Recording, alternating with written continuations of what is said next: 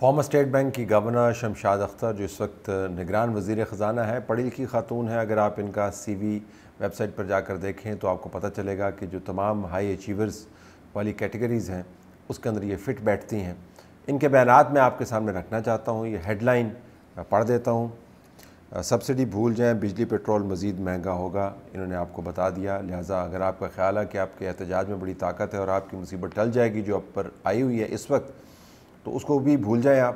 صحیح کہہ رہی ہیں، آنے والے دنوں میں مزید جو خالی جیب ہے اس کی خالی ہونے کی جو کیفیت ہے اس کے بارے میں تیار ہو جائیں۔ پھر یہ بھی کہا کہ حالات اندازے سے زیادہ خراب ہیں، خزانہ خالی ہے۔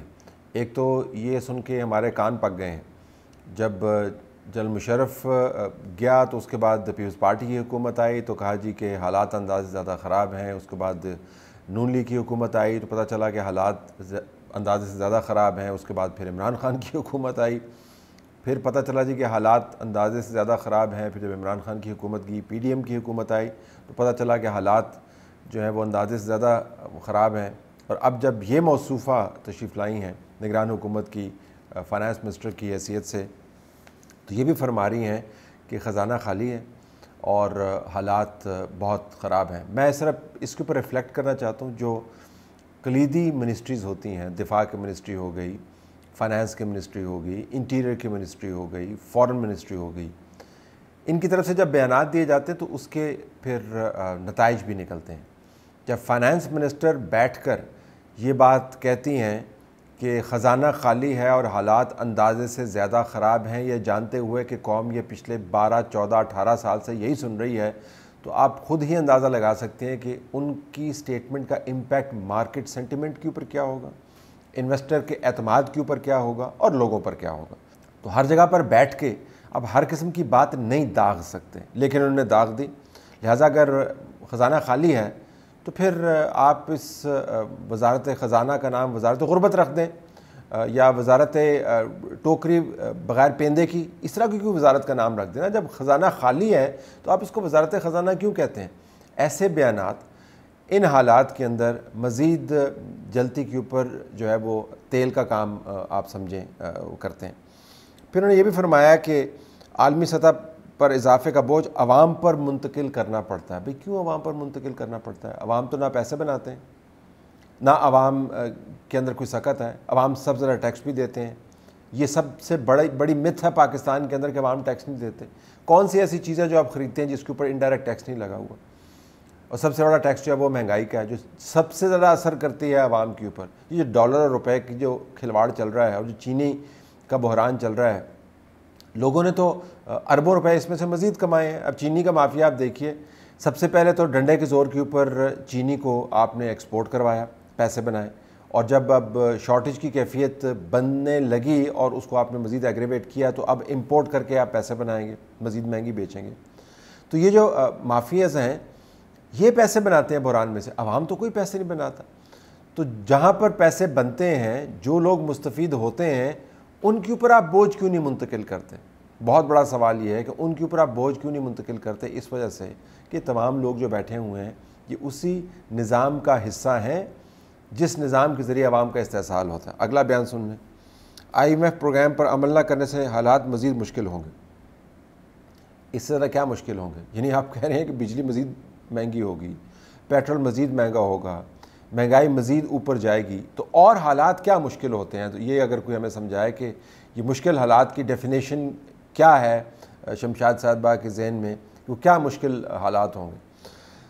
پھر یہ بھی ہے کہ IPP سے دوبارہ بات کرنا ضروری ہے۔ یہ وہ پاور پروڈیوسرز ہیں جو اصل میں لاڈلے رہے ہیں پاور سیکٹر کا، اور ان لاڈلوں کے ساتھ جو معاہدات ہوئے ہیں ماضی میں، اس کا خمیازہ ہم بلوں کے اندر پے کر رہے ہیں۔ یہ بجلی بنائیں، نظام نہ خریدیں تو پیسے دینے پڑتے ہیں، یہ بجلی نہ بنائیں تو پیسے دینے پڑتے ہیں۔ ان کی جو بجلی بنانے کی صلاحیت ہے وہ کاغذوں کے اوپر پوری رہے اور اصل میں یہ دھیلے کا کام نہ کریں تو پیسے دینے پڑتے ہیں۔ وہ تمام کی تمام ریکوریاں جو ہیں وہ اب عوام سے ہو رہی ہیں۔ تو دوبارہ بات کرنی ضروری ہے، تو کب بات کا آغاز ہوگا؟ یا تو آپ ہمیں بتائیں نا کہ ہم نے بات کا آغاز کر دیا ہے، یا پھر آپ کہتے ہیں کہ ہمارا مینڈیٹ نہیں ہے، ہم اب بات کا آغاز نہیں کر سکتے۔ اس کیس میں پھر اب تجزیاتی رپورٹیں نہ ہمیں دیں۔ اگر آپ بات نہیں کر سکتی بطور نگران وزیر خزانہ تو نہ بات کریں، اور اگر آپ کر سکتی ہیں تو بات کریں، یہ بیچ والی بات نہ کریں۔ تجزیہ کرنا ہمارا کام ہے، تکلیف برداشت کرنا عوام کا کام ہے، آپ کا کام پالیسی دینا ہے۔ اگلی سن لیں، بااثر گروپوں سے مفت بجلی کی سہولت واپس نہیں لے سکتے۔ آپ اندازہ کر سکتے ہیں کنفیشن کس قسم کے کنفیشن، کس قسم کی ایف آئی آر ہے اس نظام کے خلاف کہ وزیر خزانہ جو ایکس گورنر رہ چکی ہیں، جن کا بڑا پروفائل ہے، وہ کلی طور پر ایڈمٹ کر رہی ہیں، چلیں یہاں پر تو آ کے سچ بول دیا، کہ ہم لوگوں سے مفت بجلی جو دے رہے ہیں بااثر لوگوں سے، ہم وہ واپس نہیں لے سکتے۔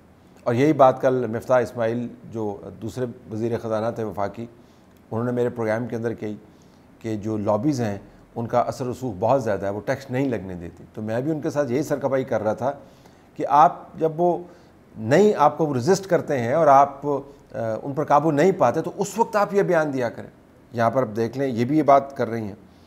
اور اگلا جملہ تو بڑا کمال کا ہے، حیران ہوں کہ میں نے یہ ذمہ داری کیوں قبول کی۔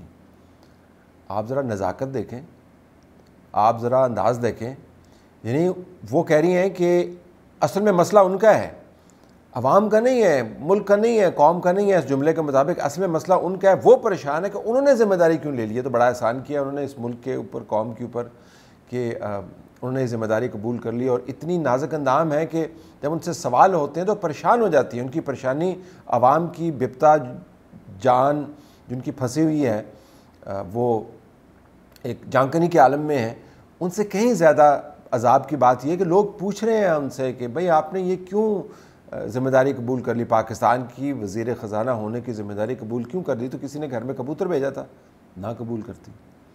اور اگر آپ کو پتہ نہیں تھا what you are getting into, تو اس کا مطلب ہے کہ آپ عہدے پر فائز ہونے کے لائق ہی نہیں ہیں۔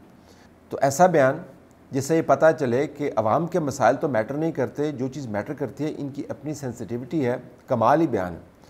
پھر جب پتہ چلا کہ بیان کتنا خطرناک ہے تو اس کے اوپر پھر انہوں نے یہ وضاحت جاری کر دی۔